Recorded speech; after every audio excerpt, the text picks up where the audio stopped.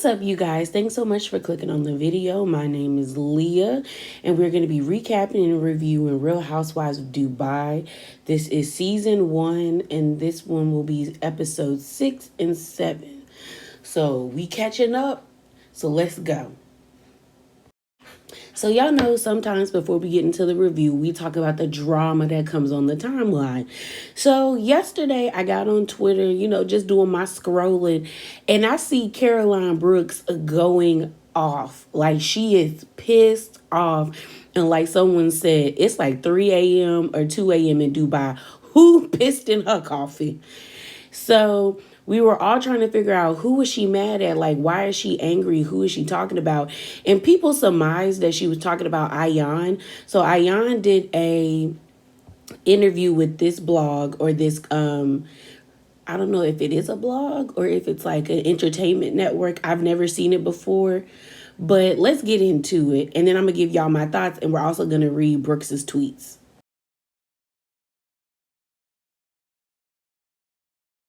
Like Brooks, I don't have to put everything for 7 people on the internet. I want to keep it for millions that are going to be watching it, and they're going to literally see it, Yeah. So, hey, question. Speaking of Brooks, she was on Watch What Happens Live last week with Nina, and there were some shots taken at you. One that really? They both. I haven't seen it because I'm in Dubai. What kind of shots? They both said that you were the thirstiest housewife of the group, and I'm curious how you would respond to that. Okay, so I will respond to like this. If I'm the thirstiest one, why am I not on social media 24/7? Because that's where you need to be, okay? If you're really that thirsty. And Brooks, you're the thirstiest because you only talk to 7 people on the internet, on Spaces. That's about it. I'm good here. I'm used to this. The difference between me and Brooks is I've been in fashion industry. I'm used to attention. I'm used to all these things. She's a brand new person. She's never seen a camera in her face in her life. I'm used to being on camera. So that's the big difference between the two of us. But yeah, thank you for all the publicity that you gave me, honey. I loved it. I hear it was amazing. It was all Ayan. I appreciate it. Mm-hmm. Why not? Thank you for that. I'm not giving you more than what I just gave you. Period. Okay, so y'all heard the interview. This is what people think got Brooks hot and had her tweeting like this on July the 21st. So this is what she said. This stupid B wants to talk S in interviews. Oh, wow, you're swimming in dangerous waters, my dear. Aren't you the same bozo who begged Sara not to sue you so you wouldn't land in UA prison for your lies? Hashtag RLHO Dubai. Play with me if you want to. I have something for you. And then she put a smiling face emoji. So then the tweets continue, and Brooks says this: I would love to expose this stupid B, but I'll wait a little while longer. They have no idea what's coming. You want to play with me, right? I told y'all I'm matching energy. I've been quiet, not anymore, waiting for her to say one more thing, and I'm posting everything. Hashtag RLHO Dubai.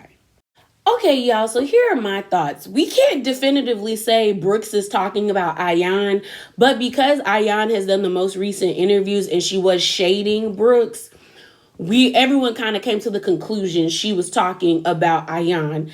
And truthfully, Brooks didn't put an at name at it, but we can come to the conclusion that's who she's talking about. So I have 2 things for each lady, a positive and a negative. Let's start out with Ayan. I understand Ayan's I'm true to this, y'all new to this energy. She is a model. It seems like she's been modeling for years. So like she said, she's used to be in front of the camera. She's not thirsty like Nina and Brooks. Like, she is true to this. They new to this. So I get that type of energy. My only thing with Ayan is, don't drink your Kool-Aid too much, sis. Like, yes, you are the fan favorite. Yes, you have come with pretty nice lines and things of that nature. The issue is when Ayan said, I let the millions see it. I don't let 7 people in Spaces see it. Ma'am, there are not a million people watching this show. So I don't know if the energy over in Dubai is different than what's in the states, but a lot of people are not watching this show. I enjoy this show to a certain extent. But when I see the ratings posted, honestly, y'all, I have never seen this show go past 500K viewers. I've seen it only reach at most maybe 400 and like maybe 420K viewers, but it's roughly between the 300K mark.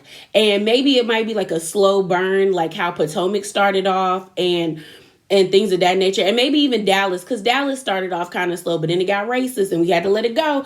But Potomac's momentum started off pretty slow, and then it became something once they added a few people.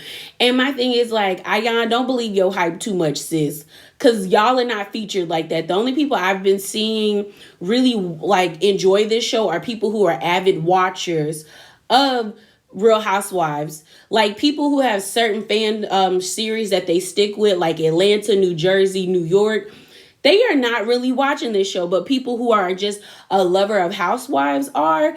So I just want Ayan to be realistic, as well as don't believe too much of your own hype, because we've seen fan favorites fall from grace and they fall really hard. So I want her to be careful of that. Now on to Brooks. I appreciate Brooks' rah energy, be ready to get in the mix, be yelling and stuff like that, because the cast needs a little bit of spice. But I need Brooks to understand that people don't really like her. If you check the temperature of the show, the only people that people are really going up for is Ayan and Lisa. And Nina and Sara are kind of like throwaways for some people. But the people that they have the most adversarial energy for is both Carolines. People find them annoying, or they just don't feel them. And I need Brooks to understand that, like, sis, you and Caroline are like villains of this show. So either step all the way into it or just find a way to become neutral and go that way. But to be like, ooh, I'm going to expose you and not expose it, girl, save it. I don't like that. Either you going to let drop the tea, let the people know what's up, or just be quiet and save it for the reunion. That's it. That's all. Save it for the reunion, or keep it off the, like they say, keep it off the playground if you ain't going to do nothing. So now let's get into the reviews. Okay, so before we get into the review, it is thundering and lightning where I'm at. So I don't think you should be able to hear it. I don't think the microphone will pick it up. But if it does, that's what that is. And my apologies. Mother Nature is raging out where I'm at right now. But let's get into the review. So we open up episode 6 with Caroline Brooks, her son Adam, and Chanel, aka Ayan, at the furniture store. I will say Ayan was coming with the looks this whole entire episode. I didn't like this one with the yellow hair. I think out of all the outfits that she wore throughout the episode, I really like the red outfit with the feathers that she wore to the tea time. And we'll talk about that later on in the episode. But they're all at the furniture store. They end up deciding on this like sectional set. And my thing was, it was a nice set. Adam even said like it was really comfy. It's blush. It was like a pinkish blush color. And I said, no, ma'am. And my only thing about that is like, I don't like white furniture or like white clothing. Y'all already know white clothing, white furniture, white bed sets, because I'm always in the back of my mind being like, oh my God, this is going to get messed up and then it's going to start looking dingy. And if you don't wash it correctly, it turns yellow. And I just can't. I can't. But they were also looking at other things in the furniture store. I did see a really pretty, I think it was like a kitchen table set or a dining room table set where this table was like marbly white and it had like accents of gold, and then they had like pops of pink on the table. And normally that doesn't catch my eye, but I just thought that looked really great. But we see Ayan and Brooks walking around the store and they're talking. Brooks is talking about how much she loves her son, how he's her everything. She still looks at him as a baby, and how she's just enamored with her kid. She also talks about her parenting. She says, I'm pretty militant, but he gets whatever he wants. And I feel like militant isn't the word she wants to use. Maybe strict. Strict is a lot better than saying militant, because militant means, and strict kind of can sometimes mean the same thing, but militant to me means like military or like very controlling, but it doesn't seem like she is that way with her son. And my thing is, like, I grew up with a strict background, but I wouldn't say like it was strict in regards to where like I couldn't do anything. We just had rules in which of like, well, I don't even know if I could say it was strict. Because compared to like my friends who really did have strict background, like parenting, like, you know, dealing with their parents, mine was pretty like, okay. Like we had rules and things of that nature, but like I never felt the need to like rebel because normally what I asked for, I got. Like my friends were always like surprised when we would be out and like they would like have to lie to their parents to tell them like, oh, a movie ran late. And that's why we're out even longer when all I had to do was call my dad or my mom and be like, hey, we want to stay out. Me and my friends want to stay out a little bit longer. Can we? And most of the time they would say yes. As long as I did it in a timely manner, like, and when I mean timely manner, it wouldn't be like, it's like 10 o'clock and I'm telling them like, oh, I want to stay out till 12 a.m.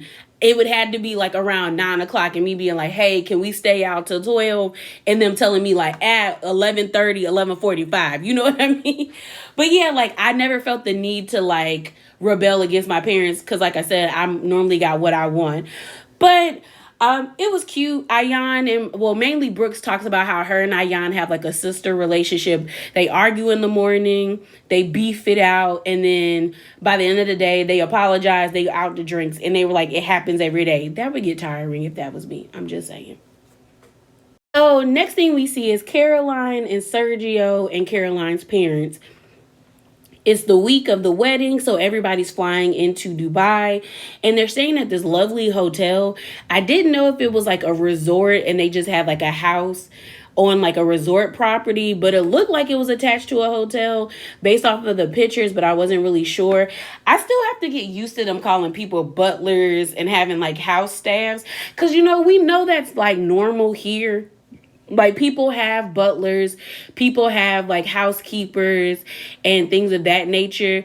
But I think it's because we've all heard, or at least for me, I've heard such negative things about the treatment of those who are working in Dubai, who are a part of like the hospitality service, that it does kind of give me pause and it does make you cringe sometimes for me when I see people who are like housekeepers, butlers, and nannies. I'd be like, oh, I hope these people can go home when they want to. They are being paid livable wages and they are not being treated inappropriately. But we see the family. We see Caroline talk about her mom, how she says her and her mom don't really talk about feelings, but they have a way better relationship than what they had on Ladies of London. Because if you watch Ladies of London, Caroline and her mom's relationship was so like cold.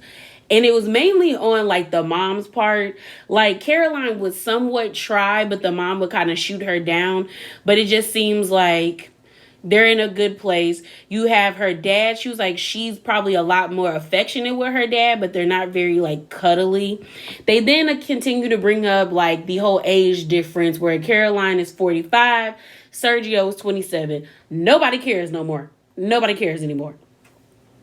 At least I know I don't. We did have an interesting scene where we saw Caroline, her mom, no, not her mom, her dad, and her daughter go out to dinner. They went to go get sushi.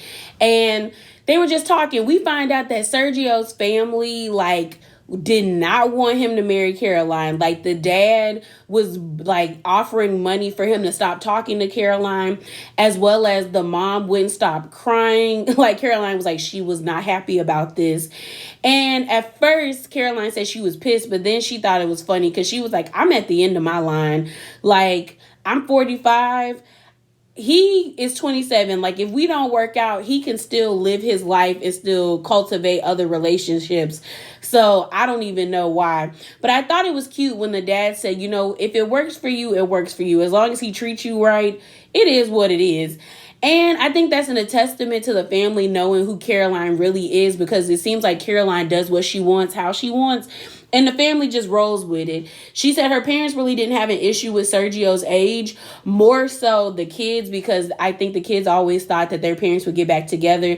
So she was like, it was the final nail in the coffin that, you know, their parents wouldn't be with one another anymore, which is also always like a hard pill to swallow as a child if you're like expecting that.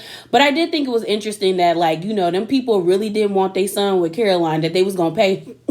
I was like, I wonder how much, because depending on the price, I might leave you alone. I genuinely might leave you alone if your parents are offering me a pretty coin to leave you alone. Okay, so the next scene we have is with Caroline, Stansberry, Nina, Ayan, and Lisa. Nina decided she wanted to have tea time with the girls, and she wanted to kind of figure out if she could mediate the situation between Lisa and Stansberry because she tired of the girls fighting. So at first it was just the three of them, Lisa, Nina, and Stansberry, and it was hella awkward. So Nina broke up the like awkward tension between the ladies with asking about how Sergio feels about the whole sit down and why Stansberry won't do the sit down. So y'all, at first I think on my last review, I was on Sergio's side and Nina's side a little bit more, but I did understand where Stansberry was coming from. But I will say in this conversation, I'm more so on Stansberry's side, because at first I thought this was like a ceremony, because I watch 90 Day Fiancé from time to time, and normally in different cultures, the night before is like a big to-do, a big party. It's not the same as it is here in the States if you're just, you know, American. Like, we do have like bachelorette parties, bachelor parties, or people will have like certain things that they do the night before to get them ready for the wedding and things like that. But in other cultures, it's like a massive ceremony. So I thought maybe that's why Sergio was upset. But to come to find out, it's just about him, like, them sitting with their families during the engagement party and the wedding. I was like, bro, whatever. And I was on Caroline's side when she said her first wedding was about everybody else, but this wedding is going to be about her, which I understand. My thing is like, if she wants to kick it with her friends at the engagement party, that's normally what happens over here. Like, everyone kind of, you know, you're up under your friends, you're thanking them for coming and traveling a long ways, and you're just happy, kind of like a reception part. Like, you know, is it a reception party? Rehearsal. The rehearsal dinner is where everyone's thanking their guests and, like, you know, the bridal party for coming if they're invited to the rehearsal dinner and things of that nature. And then at the wedding, normally people do sit with their families, or they just sit with their bridal party. I've been to a few weddings where, like, the bride and groom are sitting with their family. They're not sitting with their bridal party, or vice versa. So I'm just kind of like, this is not a kingdom issue, as the people would say. Like, y'all are making a mountain out of a molehill at this point. But we then get into the conversation between why Stansberry and Lisa are beefing. Ayan shows up, and this is where she wears the red outfit that I like with the feathers. And Ayan basically is like, girl, I heard that you and Lisa had a problem and y'all were attacking each other, or you attacked Lisa. And Caroline's whole thing was like, she was a little tipsy. She was uncomfortable about seeing the ladies. She was like, I kind of felt attacked and I felt like y'all were being aggressive. So I lashed out. So Lisa is like, you know, your comment was trashy. The whole comment about, you know, are you going to suck my husband's, you know what? And Lisa's like, I'm a married woman. That's not funny. That's not nothing to play about. And Caroline's whole thing is like, you know, I was just trying to be funny. I said it in sarcasm. I didn't really mean it like that. And it was just my British humor. And I was just like, girl, don't do a Lisa Vanderpump where you gonna say everything is British humor. You know when you being rude. And the comment was rude. And Lisa was like, you know, I don't have an issue with you. And then Caroline calls that out. And she's like, girl, that's passive aggressive to say you don't have an issue with me, but you've heard things about me. And Lisa's whole thing is like, girl, what I've heard about you is to be careful around you. And that's it. But she was like, I never took that to heart. So they decide they're going to move forward. And that's that. So let the ladies move forward to something else. So next, y'all, is this scene with Sara. Baby, y'all, Sarah's cracks are showing. And I kind of felt like there was something up with Sara. But Sara oozes toxic positivity. And she has bought into her own Kool-Aid. So the next scene we see is Sara is hosting the Global Citizens Gala. And that is basically a foundation or an event where they try to raise awareness for poverty around the world, as well as like fundraise. And while she's getting ready, Ayan pops in and they're like talking. And so Ayan lets Sara know that she has talked to like a therapist that it seems like Brooks referred to her. And she was like, she be watering fake plants because the therapist told her to water her own garden. And sometimes I feel like Ayan be doing too much, because I was like, Ayan, I know as smart as you are, that is not what that man meant, but I guess it's to help her. I don't know. Ayan is just eccentric. But her and Sara having this conversation, Sara was like, I still think you need to talk about hypnotherapy, because Ayan is still harping on having issues with her father. And Sarah's like, therapy made me better, not bitter. You can't be perfect, but you can be just like me. She was like, you could become a person like me. And the way Ayan's face looked at Sara when she said, you can become a person like me, I was with Ayan, because I was like, girl, what? Don't nobody want to be you? And I get why Ayan felt like she was being preached to and being judged, because Sara kept saying, you need to be more kind. You need to be kind. Kindness, kindness, kind. And I'm like, do you think she's a mean person? Because to me, Chanel's not a mean person. She is shady AF at times, but I don't think she's mean. For the most part, she's a pretty nice lady from what we see. But I got where Ayan was coming from, where she was just like, you're preaching to me, because I would have felt preached to. Because then she gives Sara gives Ayan a tattoo, and she tattoos kindness on her hand. I have been like, girl, I would not have put that on me. Like, I wouldn't have let that lady mark nothing on my body. We then find out that Sara is a doctor. Like, they introduced her as a doctor, and I was like, a doctor of what? Like, is it an honorary doctorate? Do you have your doctorate in philosophy, like psychiatry, counseling, what may have you? I was just, girl, what is this? What is this, honey? Like, what is this?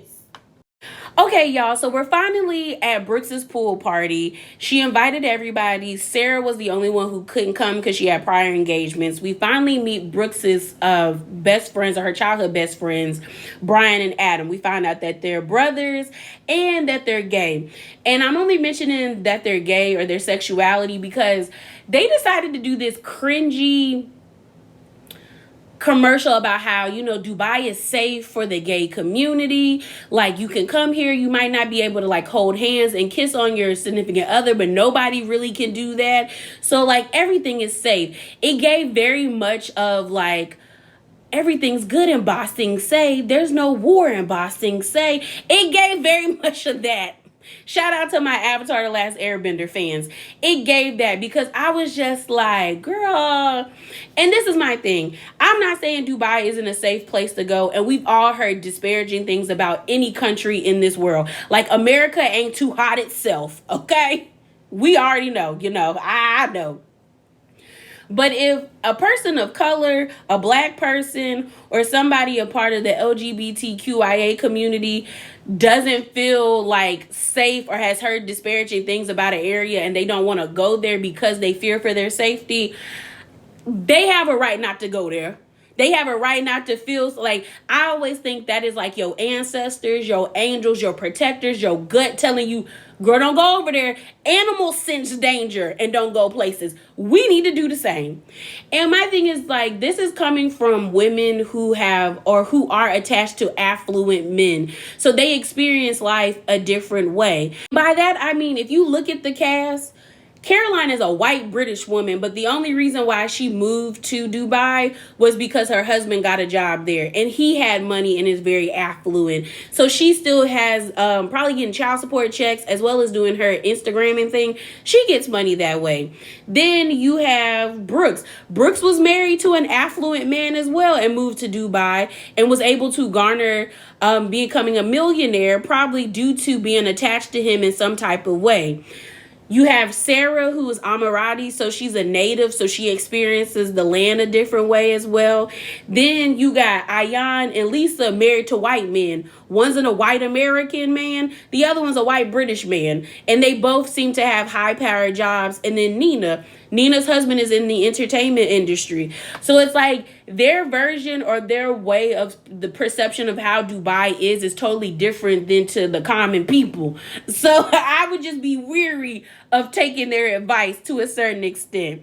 But I'm not saying don't travel there, because I would like to go there and see what it's all about. Like, we're on this planet. You might as well visit every area you can that the people tell you can. Don't be going to places where the natives say don't come. Let them people have their land. Let them people have their land. So two major things happen at the pool party. But before we get into that, why is Sergio always coming to these events? Why?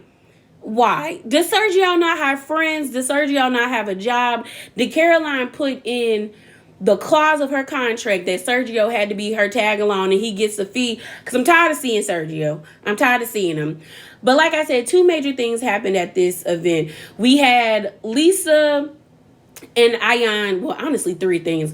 Lisa and Ayan talking about Ayan's interaction with Sara and how she felt like she was being judged by Sara and how she felt Sara was being judgmental, as well as Nina, Lisa, and Ayan talking, and they made Nina cry. So we find out that Nina's father unfortunately caught, the vid, and he's in the hospital. And we also find out that Nina's husband caught, the virus as well and had to learn how to walk. That's why it's always crazy to me when people act like the virus isn't still out there, as well as like it never existed. When you have real life representation of people still dealing with long COVID, or they lost their lives, or they really had to learn how to redo things. Like, there's still people out there that don't have their taste anymore, or who still are hoping for the fact that they'll get their taste back. And I feel like that's messed up. I feel like that's messed up that people don't believe that. But I was annoyed with this scene with Nina, Lisa, and Ayan, mainly on Ayan's part, because Ayan brings up how Nina, Lisa, and her were all getting close, and then when Stansberry came, it's like she messed up the vibe of the group, or that like Nina jumped ship and got closer to Stansberry. And Ayan brings up the whole thing about like, what did I do for you not to like stand up for me about not being invited to Stansberry's like bachelorette party, her hen party? And I'm looking at Ayan like, girl, why does that matter? Why does that matter? Like, in all regards, why does that matter? Because y'all weren't cool. Why would she invite you to something that, like, a host is never going to invite people to their party that don't like them. At least I know I'm not. As well as, I just don't understand. I don't understand, bro. I just don't understand. I don't understand why this is an issue, as well as you have forgiven Stansberry, and I thought y'all was moving on. But this prompts Nina to cry, because Nina's like, I don't have time to deal with this. I'm just worried about my dad being in the hospital. We then transition to a conversation where Caroline Brooks asks Caroline Stansberry about boarding school. And we all know Stansberry is pretty much against boarding school. She talks about how when you go to boarding school, it creates a wall. Like, you feel like your parents just left you.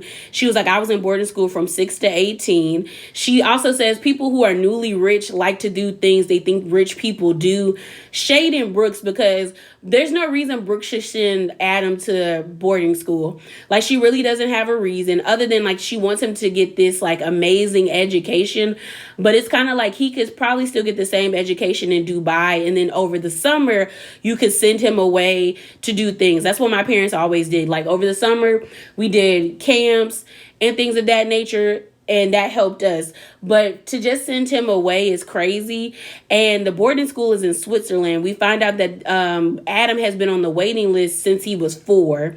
But I'm with Stansberry on this one. Like, why send him away? But I didn't like how Stansberry was like, boys are tough. No, they're not. They're just as emotional as women or as little girls. So to have this energy that like they're tough is stupid to me. It's very stupid to me. But the last scene of the night, and the night that had everybody on Twitter in shambles, was Caroline having dinner with her 2 childhood best friends, as well as Sara coming over.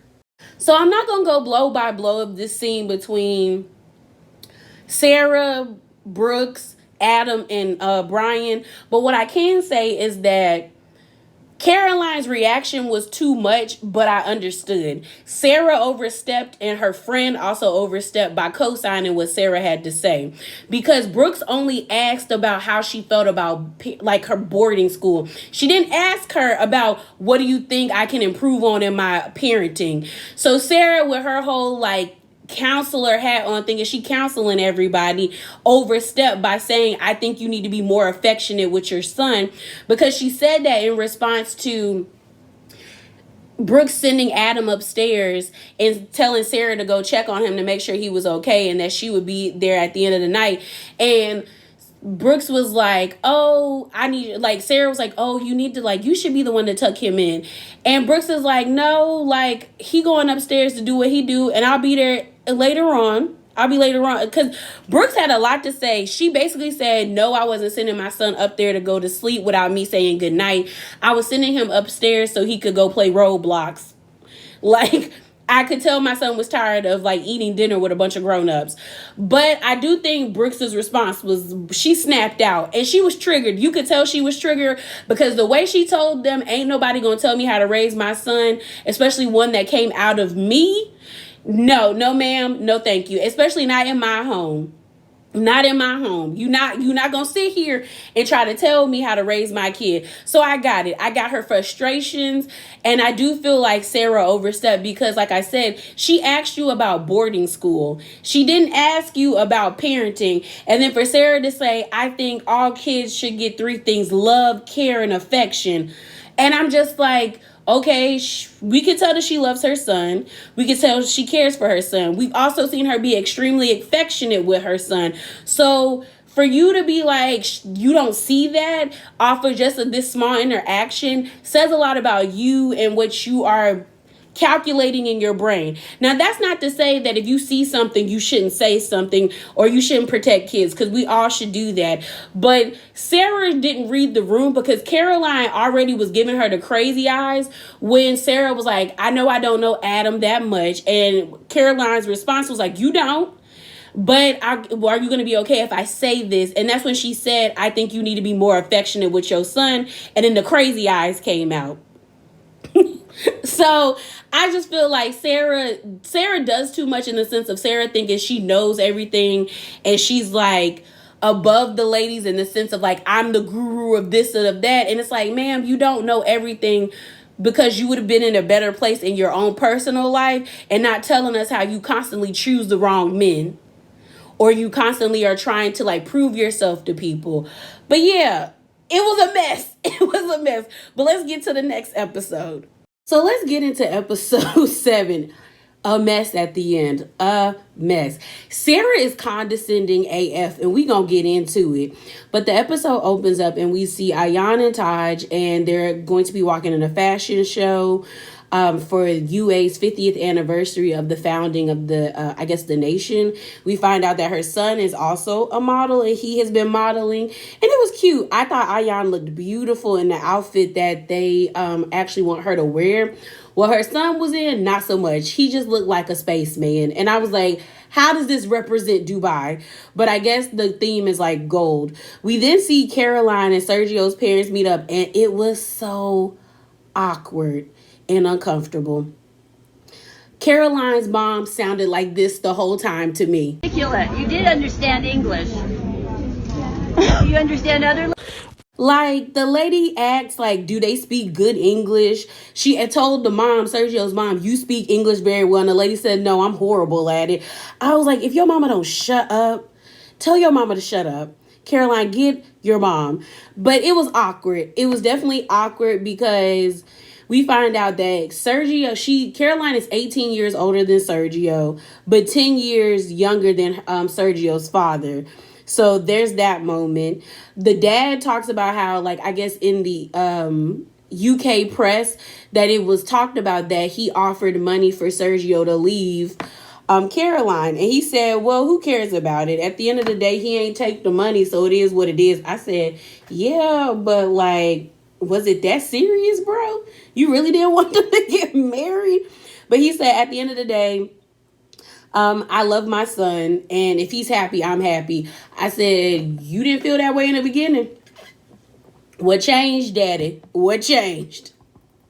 Okay, so now we're at the point where everybody is talking about the argument or the situation that happened between Brooks and Sara at her house. So Brooks decides to call Lisa and tell her what happened. We found out Miss Goat has earned her keep and she's staying, which is cute. It was funny to see the boys fight because it just reminded me of when I was arguing with my sister, and I think the oldest one was like, I've been living in this house longer than you. I make the rules, and he pushed his brother. I said, no, no. But we see Brooks FaceTime Lisa, and Brooks is just telling her, she said, girl, Sara told me I need to be more affectionate with my son.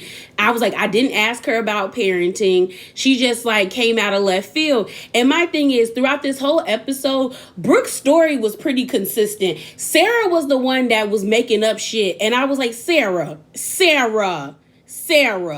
I said, see, that's why you be having issues. Because you, ma'am, you making up things. Then I'm glad they answered my question. This lady got an honorary doctorate from a women's empowerment group. That means nothing.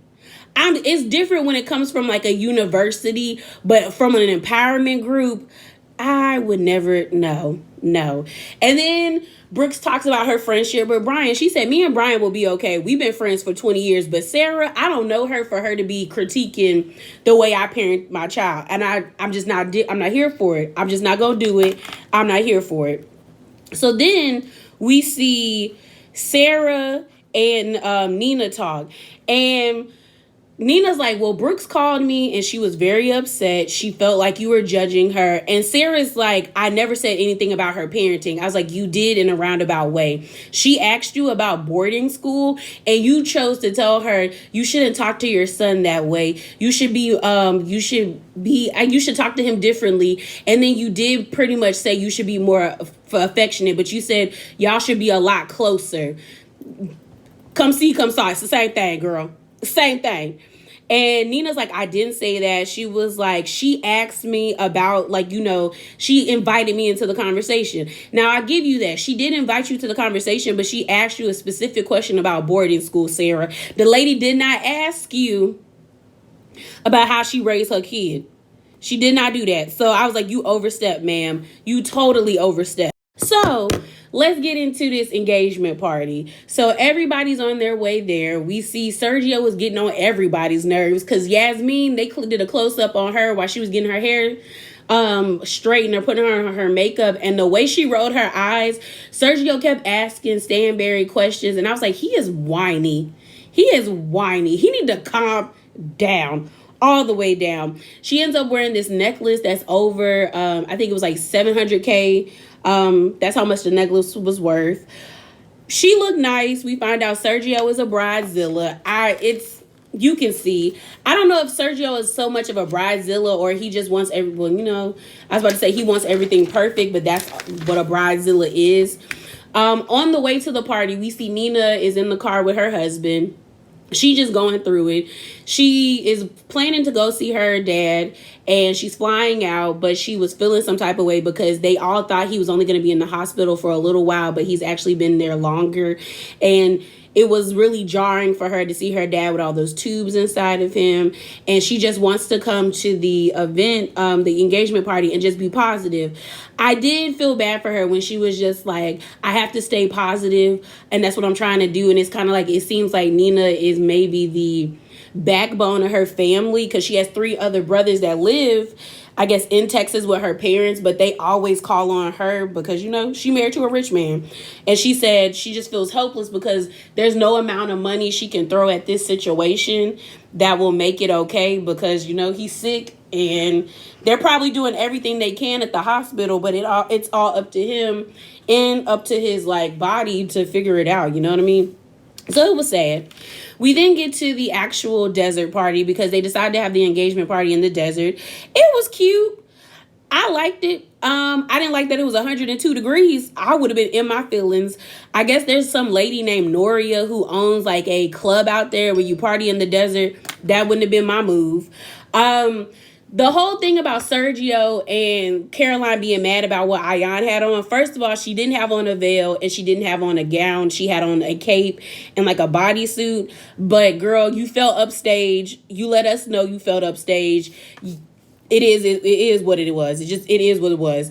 Caroline even told her she was the rudest wedding guest ever because she felt like Ayan was trying to look like her. We then see Brooks, Adam, and Brian come, and they're trying to calm her down because she ready to get into some things, especially after she got blasted in the group chat by Sara, and it's mainly she's pissed off at Nina, and we're gonna get into it. So Brooks is really pissed with Nina and Sara. Sara because of the dinner, Nina because Brooks feels like she confided in Nina and felt like Nina was a safe space for her, but she's realizing she wasn't because she feels like Nina must have went back to Sara and rewrote history or made up lies because Sara blasted Caroline in the group chat. But the thing that Caroline doesn't understand is that Sara is rewriting history her damn self, because this is what Sara said in the group chat. She said, "So I heard that you started telling people BS, spreading lies. You said your mom raised you up in a military way and didn't show you any affection.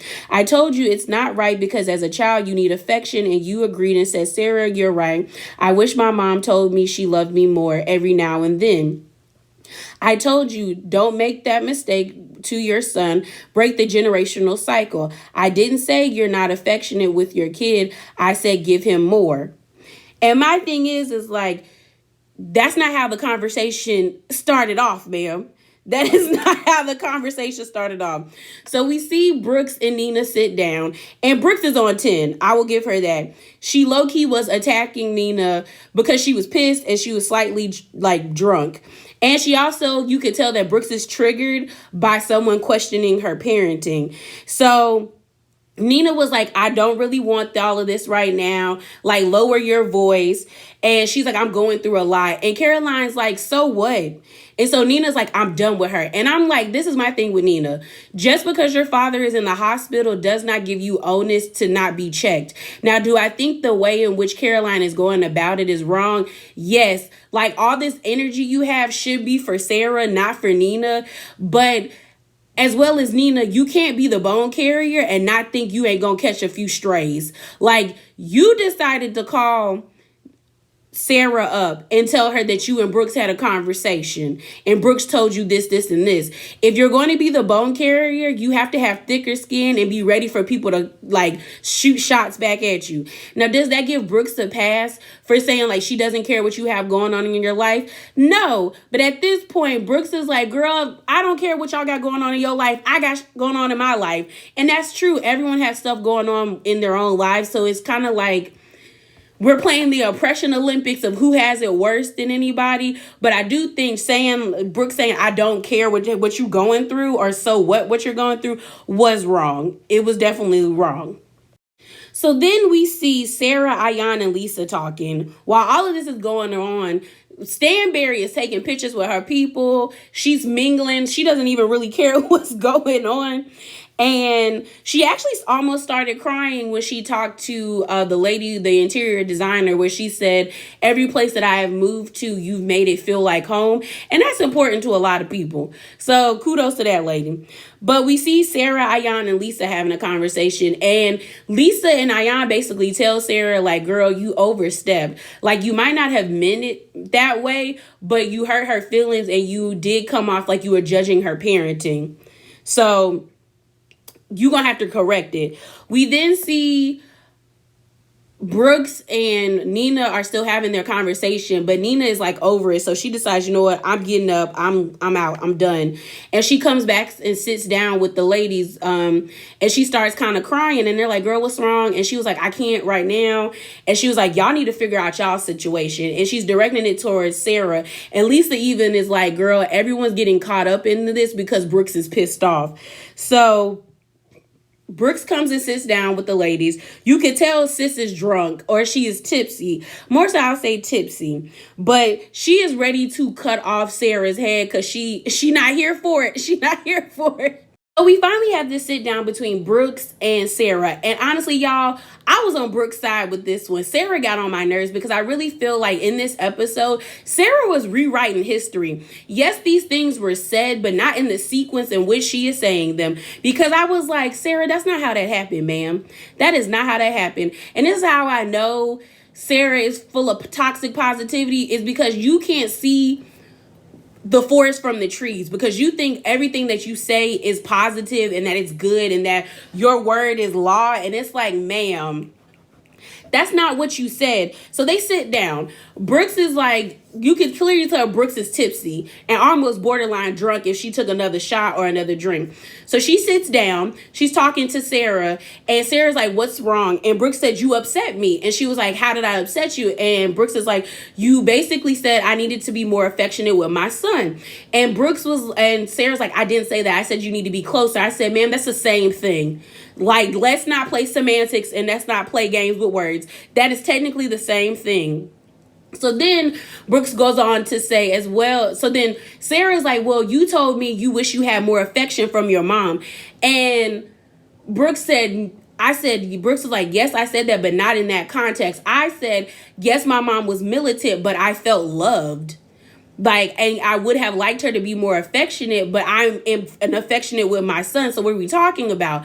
So Brooke's whole thing is like, girl, don't question my culture.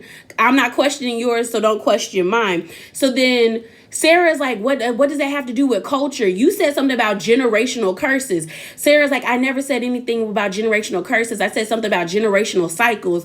And then when Sara explained generational cycles, I said, that's the same thing as generational curses. You're saying things are being passed down from the grandmother, the great-grandmother, to the grandmother, to the daughter, to the child. That's a generational curse, especially if you see it as something as a negative. So I'm like, Sara, you're not making sense, ma'am. You're not, it's not computing. It is not computing. So then they're going back and forth. You have you can tell that like Brooks is drunk and she's getting irate because Sarah's like, don't scream at me. And Brooks was like, I can. And then she was like, I'll leave this conversation. And Brooke was like, I can leave this conversation too. So what are we talking about? And honestly, in that sit down, Sara just felt very condescending. It's like, you're over here questioning this lady's parenting, as well as you blasted her in a text message. And now you're upset because you're getting called out for it. And you don't like the way in which you're being called out for it. Like, yes, don't yell at people. If they tell you not to, that's fine. But don't police how people respond to things after you have offended them. That's out of pocket. And that's like clear gaslighting right there. So they're going back and forth. And next thing you know, Sara says, I'm going to ask you something, and I don't think you have the guts for it. Where's the real Caroline Stansberry? At that point, me as Leah, I'd have cussed that lady out so clean, she would have been left crying in the desert. Because what do you mean? So then Brooks comes back and was like, where's the real Sara Ahmadali? Like, where is she at? Where is she at? So then Sarah's like, are you effing kidding me right now? What the F is this? And then Caroline said, what the F is this? And I said, ooh. Because you could hear production saying, hey, because they were getting loud. And I was just like, yeah, Sara, you walked down the wrong road. You had no right to like tell that lady how she should be with her son. Granted, like I said on episode 6, I felt like Caroline's response was too much. Like, it was a bit too much, because it was like, I get why you snapping out, but it wasn't needed. But Sara overstepped. The lady only asked you about boarding school. She did not ask you about parenting. So you crossed the line. And then to get into to text everybody that text message, to like play in her face like that, and then get mad or get upset when she checks you in any manner. I'm like, you need to take ownership and accountability and fix it. Sara gives me very much Teddy Mellencamp. I'm an accountability coach. When no one's asking you to be their coach, nor are they asking you or soliciting your advice. But yeah, y'all, that is it. That is all. Drop down and let me know your thoughts. Remember to be bravely authentic. And I'm out, y'all. Deuces.